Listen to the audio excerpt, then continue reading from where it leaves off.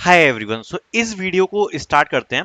और जैसा कि हम ये फ्री प्रिपरेशन सीरीज को चला ही रहे हैं, ये वीडियो बहुत ही ज्यादा इंपॉर्टेंट है। अगर आप इस वीडियो को देख रहे हो और अगर आपका कल एग्जामिनेशन है, ये वीडियो आपको स्किप करनी ही नहीं है। बिकॉज जो इस वीडियो में बताऊंगा आप लोगों को, वो आपको कल के एग्जाम में देखने को मिलेगा। ध्यान से मैं दोबारा रिपीट कर रहा हूं, जो मैं इस वीडियो में बताऊंगा वो आपको कल के एग्जाम में देखने को मिलेगा। इसलिए ये वीडियो आपको लास्ट तक जरूर देखनी है। सारी चीजें डिटेल में मैं डिस्कस करूंगा।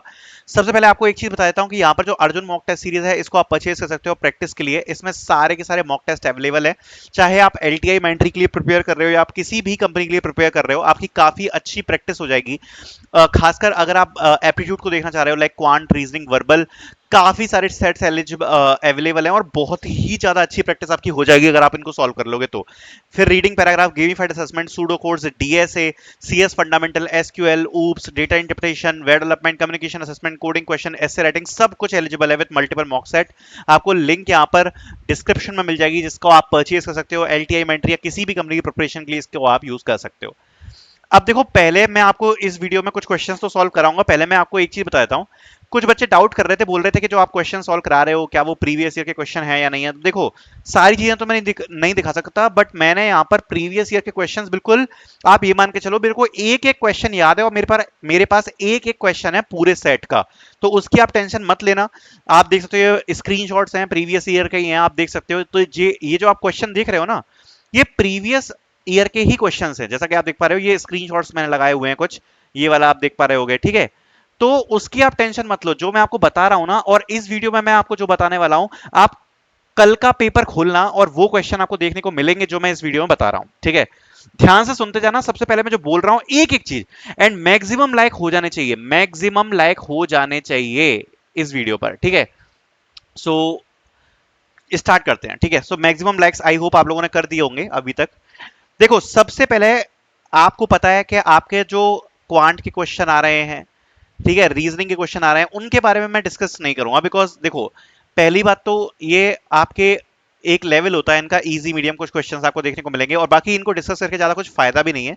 क्योंकि अगर आप सारे टॉपिक्स को कंबाइन कर लोगे, लाइक डायरेक्शंस होता है आपका, क्वांट में परसेंटेज होता है, और जितने भी टॉपिक्स होते हैं सबको मिलाकर आपका ये इसका पेपर बनता है इजी मीडियम लेवल का। और इसके लिए कुछ खास बताने के लिए इसमें है नहीं, ठीक है।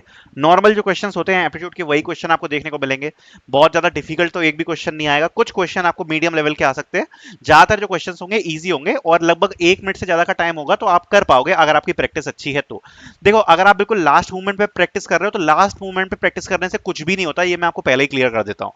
आपको यहाँ पर अच्छे से प्रिपरेशन अपनी करनी पड़ती है पहले से। लास्ट मूवमेंट से तो कुछ भी नहीं होगा, पहले से अच्छी प्रिपरेशन होनी चाहिए। बट अब मेन आता है टेक्निकल पे, और जो मैं आपको यहाँ पर लिख कर दे रहा हूँ, कल आप एग्जाम देके आना हो, बताना कि वो चीज आई थी या नहीं आई थी। और मैं खुद कह रहा हूँ, अगर नहीं आया तो कमेंट सेक्शन में लिख देना कि जो आपने बोला था वो नहीं आया। मैं इतने आपको भरोसे से कह सकता हूँ। देखो, टेक्निकल में कुछ चीजें आपको देखने को मिलेगी, वो मैं आपको पहले ही बता देता हूँ। 2-3 टाइप के आपको क्वेश्चन देखने को मिलेंगे। एक तो डेटा स्ट्रक्चर्स एंड एल्गोरिथम्स के आपको कुछ थ्योरी क्वेश्चंस देखने को मिलेंगे, ठीक है, जिसमें कुछ क्वेश्चन हो सकता है आपके ग्राफ से बिल्कुल बेसिक थ्योरी टाइप के क्वेश्चंस हो, ठीक है। स्टैक क्यू हो गया, ठीक है। और आपके जो डेटा स्ट्रक्चर्स होते हैं, लाइक लिंक लिस्ट है, सो इन सब के कुछ थ्योरी टाइप के क्वेश्चंस, ज्यादा उसमें वो कुछ नहीं होगा, मतलब कोड वगैरह, बट थ्योरी टाइप के, थ्योरेटिकल टाइप के क्वेश्चंस आपको देखने को इसमें मिल सकते हैं। थोड़ा बहुत आपको दिमाग लगाना पड़ेगा, ऐसा नहीं कि बिल्कुल डायरेक्ट थ्योरी, थोड़ा बहुत दिमाग लगाना पड़ेगा, बट थ्योरी ही टाइप का होगा, ऐसा कुछ कोड का कुछ नहीं होगा। तो पहले तो ये पॉइंट हो गया, ये आपको कल देखने को मिलेंगे, आप मुझसे गारंटी लिखवा लो। दूसरे टाइप के क्वेश्चंस होंगे, वो होंगे स्यूडो कोड। अब ये जो सूडो कोड्स हैं, ये आपको एक अच्छी मात्रा में देखने को मिलने वाले हैं। आप एक्सपेक्ट कर सकते हो कि एटलीस्ट आपको लगभग 7 to 10 questions related to pseudo codes आपको देखने को मिलेंगे, जिसमें आपको लगभग 1 to 1.5 मिनट का टाइम होगा और इसको आप कर पाओगे, ठीक है, कर पाओगे। मैं आपको एक चीज बताऊंगा, ज्यादा डिफिकल्ट नहीं होंगे। काफी सूडो कोड्स जो कल आपके क्वेश्चंस पे आएंगे, इवन 2 to 3 लाइनर्स होंगे, बट थोड़े से ट्रिकी हो सकते हैं। तो टेक्निकल में ये बात ध्यान रखना कि ये आपको जो सूडो कोड्स देखने को मिलने वाले हैं, वो भी आपको मिलेंगे। और कैसे मिलेंगे, मैं आपको जस्ट सेम एग्जैक्ट लेवल जो कल आपका पूछा जाएगा, वही लेवल इसमें अभी सॉल्व कराऊंगा, तो बिल्कुल भी टेंशन मत लेना, ठीक है। और फिर आ जाते हैं कि जैसे बाकी के क्वेश्चंस आपके कुछ हो गए, तो सूडो कोड्स हो गए, डीएसए हो गए, ये तो आपके इसमें कोडिंग प्रोग्रामिंग साइड के क्वेश्चंस हो गए जो आपसे पूछे जाने वाले हैं। प्लस कुछ आपको मिलेंगे इसमें algorithm based question, algorithm based question. For an example मैं आपको एक एग्जांपल बताता हूं। तो लास्ट ईयर कैसे क्वेश्चंस पूछे गए थे, जैसे कि सपोज एक मैट्रिक्स है जो कि लगभग 3x4 का है। अब अगर इसका डायगोनल सम करना है, डायगोनल का सम करना है, ठीक है, तो अगर डायगोनल सम इसका करना है और अगर हम इसकी ऐसी एल्गोरिथम लिखें जो कि ऑप्टिमाइज्ड हो, तो टोटल कितने टाइम लूप्स चलेंगे, ऐसा कुछ। या फिर अगर हम एक काउंटर वेरिएबल लेते हैं जो कि आउटर लूप के बाहर है, पूरा का पूरा डायगोनल सम करने के बाद अगर हम हर बार काउंटर को +1 से इंक्रीमेंट करें तो काउंटर की वैल्यू लास्ट में क्या होगी, ठीक है। और कुछ क्वेश्चंस आपको बताता हूं, जैसे रिकर्जन के कुछ क्वेश्चंस थे, ठीक है, जिसमें आपको थ्योरी की 3 से 4 लाइंस में क्वेश्चन को एक्सप्लेन किया जाएगा, कोड नहीं दिया जाएगा। 3 से 4 लाइन में आपको यह बताया जाएगा कि प्रोग्राम में एक्चुअली है क्या, और फिर आपको एक सिचुएशन से आंसर पूछी जाएगी, जैसे मैंने आपको इसमें बताया, ठीक है। तो इस प्रकार के जो क्वेश्चंस होते हैं वो भी आपको कल अच्छी मात्रा में देखने को मिलने वाले हैं, ठीक है। तो एक चीज आपको श्योरिटी लेनी पड़ेगी कि एक तो डेटा स्ट्रक्चर्स एंड एल्गोरिथम्स की एटलीस्ट बेसिक नॉलेज आपको हो सारे सब्जेक्ट्स की, प्लस अगर आपको इसमें अच्छा परफॉर्म करना है तो एटलीस्ट 100 to 150 क्वेश्चंस सभी टॉपिक के मिला के, जिसमें आपका एरे, स्ट्रिंग्स, मैट्रिक्स, ये सब है, सब कंबाइन करके आपको प्रैक्टिस होनी चाहिए, अदरवाइज आपको थोड़ी बहुत प्रॉब्लम्स आएंगी। मैं ये नहीं कहूंगा कि हार्ड है, बट प्रैक्टिस नहीं होगी तो आप क्वेश्चंस को सॉल्व नहीं कर पाओगे, ये बात मैं आपको क्लियरली बता रहा हूं। अभी क्वेश्चंस को भी डिस्कस करेंगे, बट टेंशन मत लेना। तो इस प्रकार के क्वेश्चंस आपको सॉल्व करने को मिलेंगे। बाकी जब बात आती है सीएस फंडामेंटल्स की, तो 2 टॉपिक्स के आप ये मान के चलो कि आपके 4 से 5 मार्क्स में फिक्स कर दूंगा, जो आपको कल देखने को मिलने वाले हैं सीएस फंडामेंटल में। गारंटी लिख के दे रहा हूं कि वो चीजें आएंगी। पहले मैं बता रहा हूं वो क्या क्या चीजें आएंगी।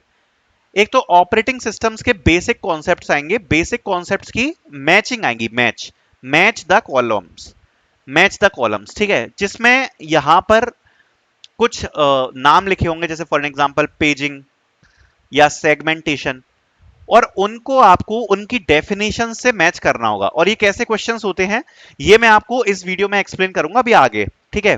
तो ये क्वेश्चंस आपको देखने को मिलने वाले, गारंटी लिखवा लो आप। सीपीयू शेड्यूलिंग की एल्गोरिथम के 1 से 2 क्वेश्चंस आपको कल देखने को मिलेंगे, इसकी भी गारंटी लिखवा लो। बेसिक सीपीयू शेड्यूलिंग की जो एल्गोरिथम है, लाइक एफसीएफएस होती है या शॉर्टेस्ट टाइम वाली एल्गोरिथम होती है, तो इस क्वेश्चन से रिलेटेड आपको 1 से 2 क्वेश्चन जिसमें चार्ट दिया होगा कि किसी प्रोसेस का वेटिंग टाइम इतना है, प्रोसेस का आईडी ये है, तो वेटिंग टाइम कितना होगा, इस प्रकार से, ठीक है। अभी उसको भी हम सॉल्व करेंगे, तो ये आपके मार्क्स फिक्स हो जाएंगे। ऑपरेटिंग सिस्टम बहुत इंपॉर्टेंट है, आपसे ऑपरेटिंग सिस्टम के 4 से 5 क्वेश्चंस आप एक्सपेक्ट कर सकते हो, जिसमें एफसी मतलब ये सीपीयू शेड्यूलिंग के एल्गोरिथम्स और ये जो छोटे छोटे कॉन्सेप्ट्स होते हैं उनकी डेफिनेशन आप मान के चलो गारंटेड आपको देखने को मिलेगी, ठीक है। और जैसा मैंने बताया, तो ये आपको देखने को मिलेगा डेटाबेसेस, डेटाबेसेस से आपको नॉर्मलाइजेशन के ऊपर एक क्वेश्चन हमेशा आता है एटलीस्ट, और ज्यादा से ज्यादा 3 क्वेश्चन आ सकते हैं, तो 1 से 3 क्वेश्चन के बीच में आपको नॉर्मलाइजेशन के बीच के क्वेश्चंस देखने को मिलेंगे। ये भी आप लिखवा के ले लो। नॉर्मलाइजेशन ये मैं आपके पहले ही मार्क्स फिक्स कर रहा हूं कि ये सब आपको कल देखने को मिलेगा, पेपर देके आना और बताना कि ये नहीं आया, ठीक है, गारंटी से आएगा ये सब, ठीक है। तो ये भी आपको देखने को मिलेगा। प्लस आपके डीबीएमएस के, जैसा ऑपरेटिंग सिस्टम का मैंने बताया, वैसे ही आपको डीबीएमएस के भी जो बेसिक कॉन्सेप्ट्स होते हैं उनसे रिलेटेड क्वेश्चंस आपको देखने को यहां पर मिलने वाले हैं। तो ये बात भी याद रखना कि डीबीएमएस के भी कुछ बेसिक कॉन्सेप्ट्स हैं, उनके भी रिलेटेड क्वेश्चंस जो हैं वो आपको देखने को मिलेंगे, ठीक है। तो उसकी भी डेफिनेशन, मैच द फॉलोइंग है, उससे रिलेटेड क्वेश्चंस आपको आएंगे, और सेम तरीके के क्वेश्चन आएंगे आपके नेटवर्किंग। तो ये जो 3 सब्जेक्ट्स है ना, ये तो बिल्कुल ऐसा मान लो कि जो बेसिक बेसिक कॉन्सेप्ट्स हैं, बस वो आप एक बार अच्छे से पढ़ के चले जाओ। ऊपर के 2 मतलब जो केवल ऊपर ऊपर से, ज्यादा डेप्थ में जाने की जरूरत नहीं है, और आपका काम हो जाएगा। ये कंप्यूटर साइंस फंडामेंटल से आपको देखने को मिलेगा। और जो एल्गोरिथम का सेक्शन है वो आई होप मैंने आपको क्लियर किया है। एल्गोरिथम के सेक्शन में आपको 3 टाइप के क्वेश्चन देखने को मिलेंगे। एक तो आपके डीएसए बेस्ड होगा, जो मैंने आपको समझाया, जो कि थ्योरी होंगे, और थ्योरी में आपसे कुछ कैलकुलेशन पूछी जाएगी। एक होगा स्यूडो कोड के क्वेश्चंस, और एक टाइप होगा, जैसा कि अभी मैंने डिस्कस किया था, एक सूडो कोड हो गया, थ्योरी हो गया, एल्गोरिथम बेस्ड हो गया, और एक हो गया प्रोग्राम बेस्ड, जिसमें आपको कुछ प्रोग्राम वगैरह दिया है, या तो आपको उसमें मिसिंग स्टेटमेंट को कंप्लीट करना है, या फिर उसका आपको आउटपुट बताना है, या उसी प्रकार के जो क्वेश्चन होंगे ये। अब मैं बिल्कुल एक्चुअल क्वेश्चंस आपको सॉल्व करके दिखाता हूं, एक एक एक्चुअल क्वेश्चन जो कि प्रीवियस ईयर में आया है। प्रूफ के लिए मैंने आपको दिखा दिए कुछ स्क्रीनशॉट्स, ठीक है, तो आप देख लो। और जैसा मैंने ऑपरेटिंग सिस्टम का क्वेश्चन बताया था ना, तो ऐसा आता है, जैसा आप देख पा रहे हो यहाँ पे दो ग्रुप्स में डिवाइड है, ग्रुप ए ग्रुप बी। अब आपको जैसे पेजिंग को उसकी डेफिनेशन से मैच करना है, एंड जितने भी कॉन्सेप्ट्स लिखे हैं, सेगमेंटेशन एंड एसोसिएटिव मेमोरी, रेसिस्टेंसी, तो ये सबको आपको उनकी डेफिनेशन के साथ क्या करना है, मैच करना है। इस प्रकार के क्वेश्चन ओएस में आते हैं। बाकी जो मैं आपको थ्योरी क्वेश्चन बता रहा था वो ऐसे आते हैं, विच of the given statement is true about bread first search. तो ऐसे क्वेश्चंस आते हैं जो जनरल थ्योरी के होते हैं। How can to call an overloaded function to ambiguous, ठीक है। मतलब जो भी आपकी कॉल है ओवरलोडेड फंक्शन को कैसे एम्बिगियस हो सकती है। तो इस प्रकार के जो क्वेश्चंस हैं देखने को मिलते हैं। अब मैं आपको बिल्कुल एग्जैक्ट क्वेश्चन सॉल्व करा रहा हूं, ध्यान से समझना। पहला है consider 3 processes with the following burst time. हमें बर्स्ट टाइम दिया है 3 प्रोसेस का, जिसका P1 है 5, P2 है 8 एंड P3 है 12। एंड ये प्रीवियस ईयर का क्वेश्चन है, एग्जैक्ट क्वेश्चन समझा रहा हूं आपको, ठीक है। If FCFS first come first serve scheduling is used to order P1 P2 P3, what is the average waiting time? देखो ये कह रहा है कि भैया प्रोसेस है, प्रोसेस 1 5 मिली सेकेंड है, प्रोसेस 2 8 मिली सेकेंड है, और प्रोसेस 3 12 मिली सेकेंड है। एंड बस टाइम ये दिया हुआ है, और ये बोल रहा है अगर P1 P2 P3 ऐसे जाती है तो एवरेज वेटिंग टाइम कितना होगा। तो देखो जो सबसे पहले P1 है वो तो 0 सेकंड पे ही एग्जीक्यूट हो जाएगी सबसे पहले, क्योंकि फर्स्ट कम फर्स्ट सर्व है। लेकिन जो P2 है उसको कितना सेकंड वेट करना पड़ेगा, जब तक जो P1 है वो कंप्लीट नहीं हो जाती, मतलब 5 सेकंड का वेट हो गया। प्लस फिर जब ये चलेगी तो कितने सेकंड का वेट यहां पर होने वाला है, अगर आप देखोगे P3 के लिए, तो P3 को अगर आप देखोगे तो P3 के लिए यहां पर जो वेटिंग टाइम होगा वो होगा 5 सेकंड, तो इसके लिए हो गया सेकंड के लिए। एंड P3 के लिए कितना हो गया, 13 सेकंड्स, करेक्ट, 13 सेकंड्स, क्योंकि सबसे पहले 5 सेकंड ये चलेगी तो इसका भी वेट करेगी, 8 सेकंड्स ये चलेगी तो इसका भी वेट करेगी। तो जो फर्स्ट प्रोसेस थी, फर्स्ट प्रोसेस, उसको चलाने के लिए कितना वेट टाइम लगा, 0 सेकंड, क्योंकि वो तो स्टार्ट ही हो गई। सेकंड प्रोसेस को चलने के लिए कितना वेट टाइम लगा, 5 मिली सेकेंड। और थर्ड प्रोसेस को चलाने के लिए हमारे टाइम लगा 5 प्लस 8 विच इज 13। तो एवरेज कितना वेटिंग टाइम हुआ, 0 plus 5 plus 0 plus 5 plus 13 which is 18। And इसका जो यहां पर ये ऑप्शंस हैं ये गलत हैं, बिकॉज ये जो क्वेश्चन है मैंने चैट जीपीटी पे डाला था और ये चैट जीपीटी ने गलत आंसर दिया इसका। सो ये होगा 18 डिवाइड बाय 3 विच इज 6। तो इसका जो आंसर आने वाला है वो आने वाला है 6 मिली सेकेंड। तो इसका जो एवरेज वेटिंग टाइम होने वाला है वो होने वाला है 6 मिली सेकेंड, ठीक है। सो 6 ms इसका यहाँ पर आंसर होगा। एंड ये हमारा फाइनल आंसर इसमें होने वाला है। ये बिल्कुल एक्सप्लेनेशन बिल्कुल सही है, बट जो ऑप्शंस थे वो गलत है। ये जो क्वेश्चंस मैंने, ये क्वेश्चन जो मैंने प्रोवाइड कराया था, तो इसका 6 मिली सेकेंड टाइम होने वाला है। तो ये हमारा फाइनल आंसर इसका होगा, ठीक है।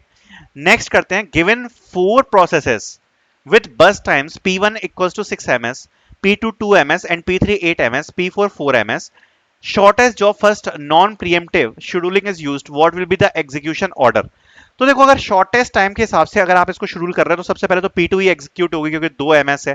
पहले आ गया P2, फिर P4, फिर P1, फिर P3। So P2 P4 P1 P3, this would be our option which is answer B. Okay, next question करते हैं, consider the pseudo code for a stack operation. अब ये जो सूडो कोड का question है ये बिल्कुल एग्जैक्ट क्वेश्चन जो है ना, बिल्कुल सेम एग्जैक्ट क्वेश्चन पूछा गया था लास्ट ईयर। एंड इसमें एक मिसिंग स्टेटमेंट पूछा गया था कि इस जगह पर क्या आएगा, ठीक है। मिसिंग स्टेटमेंट पूछा गया था, थोड़ा सा मैंने मॉडिफाई किया है। तो ये सेम बिल्कुल एग्जैक्ट यही क्वेश्चन पूछा गया था। अब इससे आप लेवल जज करो कि क्या लेवल के क्वेश्चन आते हैं, ठीक है। बिल्कुल यही सेम एग्जैक्ट क्वेश्चन आया था। फंक्शन है pop stack, if top of stack equals to -1, और इसी लाइन को कंप्लीट करना था। उसमें ये लिखा था if x print under flow. तो ये जो एक्स है इसकी वैल्यू क्या होगी, तो इसकी एक्स की वैल्यू होगी if top of stack equals to -1।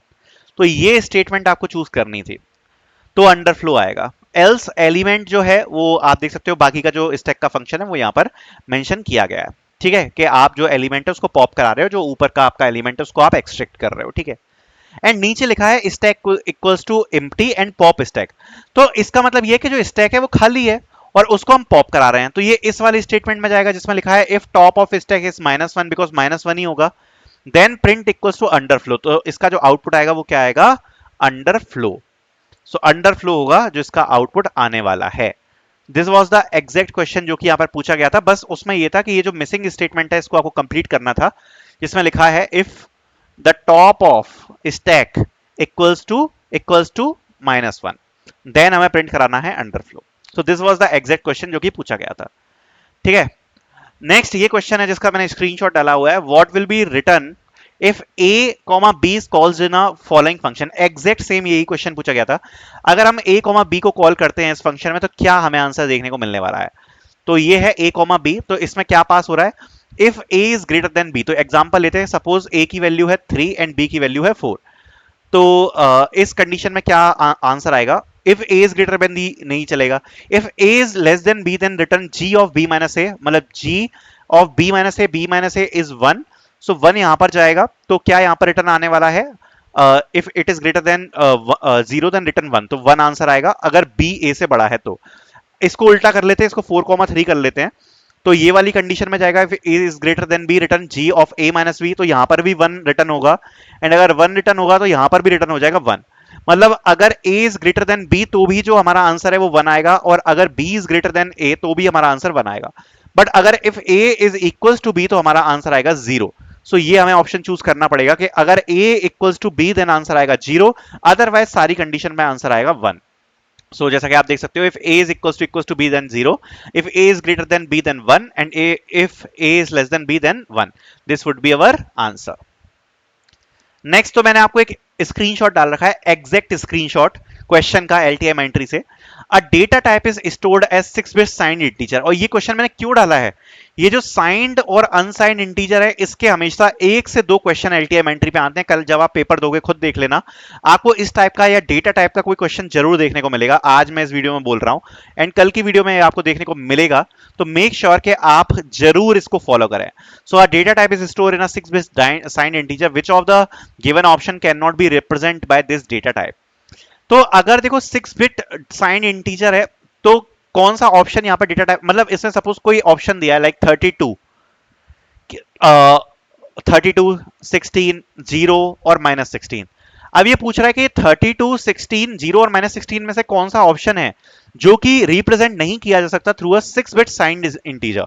तो देखो सबसे पहले हमें इसकी रेंज निकालनी पड़ेगी, तो मिनिमम वैल्यू क्या होगी इसकी। तो देखो 6 बिट साइंड इंटीजर है तो ये होगा -2⁵, मतलब जो इसकी मिनिमम रेंज है वो होगी -32, एंड जो हाईएस्ट रेंज होगी वो कितनी होगी, -2n-1, विच इज -2 कितनी हो जाएगी 5 -1 विच इज 32 -1, एंड जो हमारा आंसर आएगा वो आएगा 31। मतलब जो 6 बिट साइंड इंटीजर है उसकी रेंज होगी -32 से लेके 31 के बीच में, और जो ऑप्शंस दिए हैं वो है 32, 16, 0 एंड -16। मतलब 6 बिट साइंड इंटीजर में आप 32 को नहीं यहां पर रिप्रेजेंट कर पाओगे, बिकॉज जो इसकी रेंज है वो है -32 से लेके 31 तक।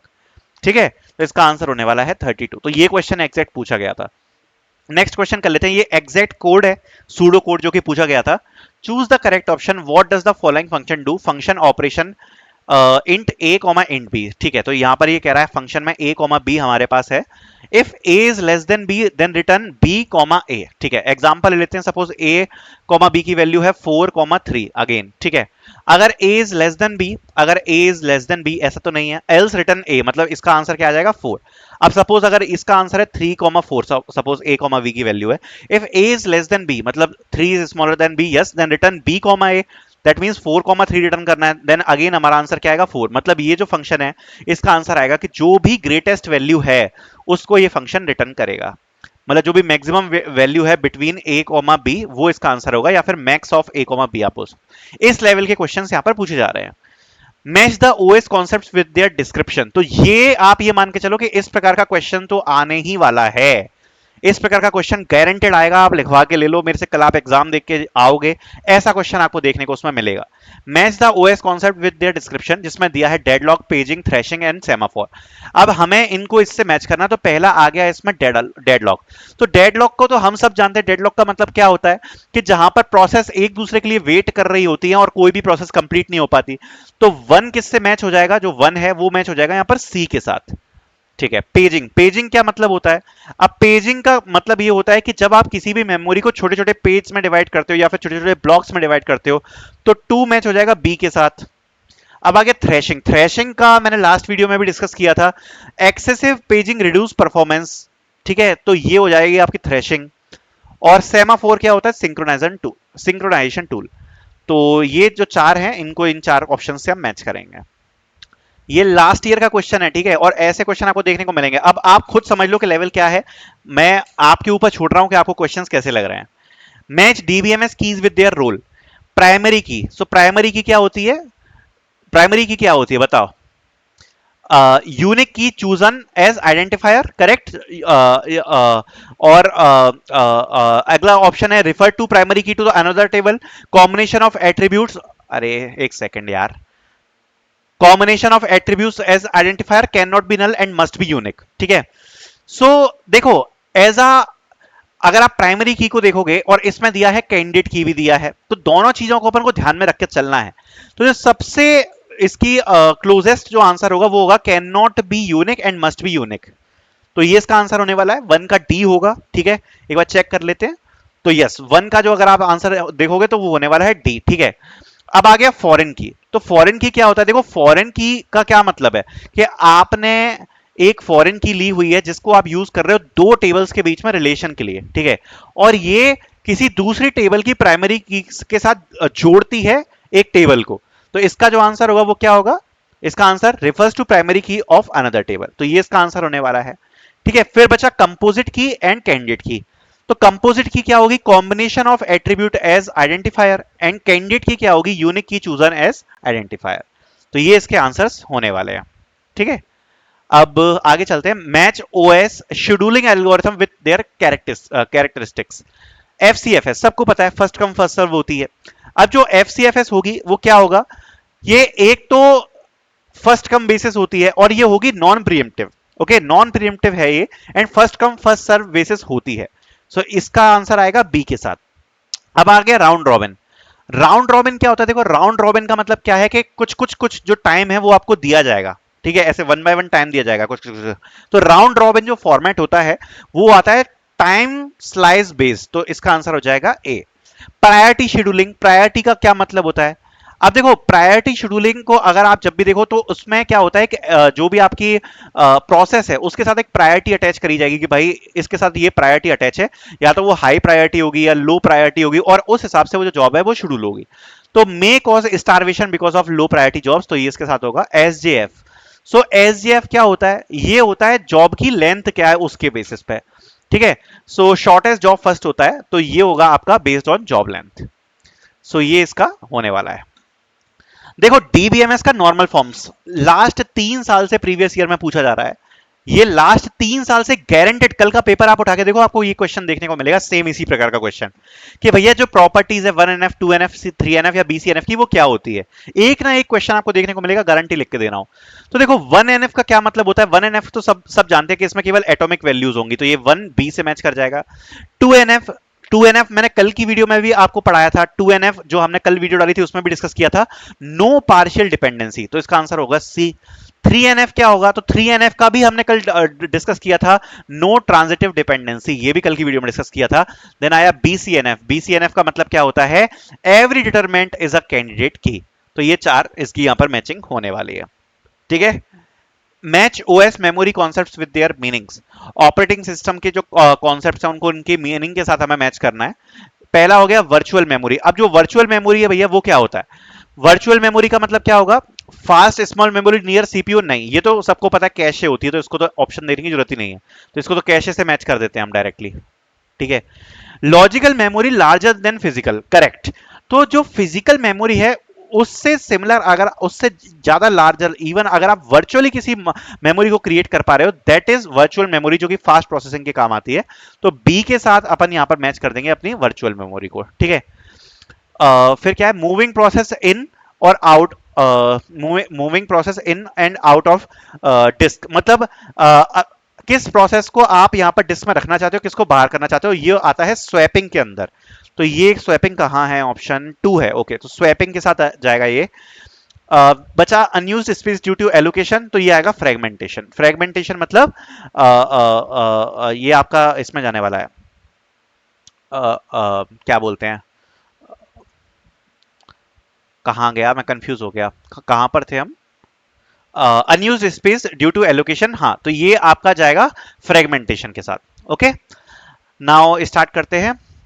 यस, तो अभी ये मैंने कुछ प्रीवियस ईयर क्वेश्चंस आपको डिस्कस किए। सेम इस टाइप के क्वेश्चंस आपको कल देखने को मिलेंगे टेस्ट में। बाकी अगर आपको वीडियो पसंद आई हो, मैं अपनी तरफ से पूरी कोशिश कर रहा हूँ ज्यादा से ज्यादा चीजें आपको प्रोवाइड कर रहा हूँ फ्री में। Thank you so much for watching this video, and आप अर्जुन सीरीज को परचेज कर सकते हो अच्छी प्रैक्टिस के लिए। And thank you so much for watching.